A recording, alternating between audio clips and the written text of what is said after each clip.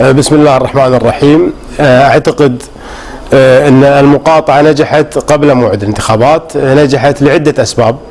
أول هذه الأسباب أن 38 نائب من المجلس السابق أعلن عدم مشاركته في هذه الانتخابات. الأمر الآخر، وفي سابقة تاريخية، أن جميع التيارات والكتل السياسية في الكويت تقاطع هذه الانتخابات. رأينا كذلك عزوف كبير لأبناء القبائل والعوائل عن هذه الانتخابات، حتى وصل الحال أن صار الترشح لهذه الانتخابات سبة ومثار خلافات داخل الأسرة.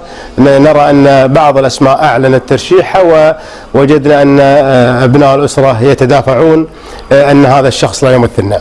أنا أعتقد أن نمر في مرحلة تاريخية صعبة جدا. من يقبل بهذه الانتخابات هو يقبل بالانقلاب على الدستور. وأذكر الشعب الكويتي أنه كلما كان هناك انقلاب على الدستور كلما مرت الكويت بأزمات سياسية خطيرة، وآخرها كان أيام الغزو. لذلك أنا أراهن على أن الشعب الكويتي الحر وصل رسالته في الفترة السابقة، وراح يوصل رسالة أكبر وأشد في 1/12. يعني حضور 200,000 مواطن في مسيرة كرامة وطن، هذه أبلغ رسالة نوصلها للسلطة، وسوف تصل الرسالة أوضح في يوم 1/12.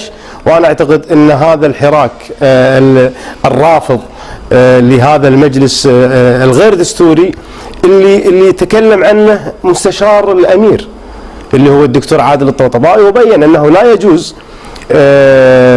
لسمو الأمير أن يصدر مرسوم ضرورة، ووضح هذا الكلام. الآن تراجع، لكن الشعب الكويتي واضح ويعلم أننا نمر في مرحلة انقلاب على الدستور. هو متكاتف، رسالته راح يوصلها في 1/12، وسوف يستمر في إيصال رسالته حتى نعيد الأمور إلى نصابها الحقيقي. العملية ما هي عملية صوت أو صوتين أو ثلاث، العملية نحن أمام دستور يجب أن يحترم هذا الدستور. احترام الدستور كما هو مطالب من الشعب أن يحترم الدستور، كذلك مطالب من السلطة أن تحترم هذه الوثيقة. وشكرا.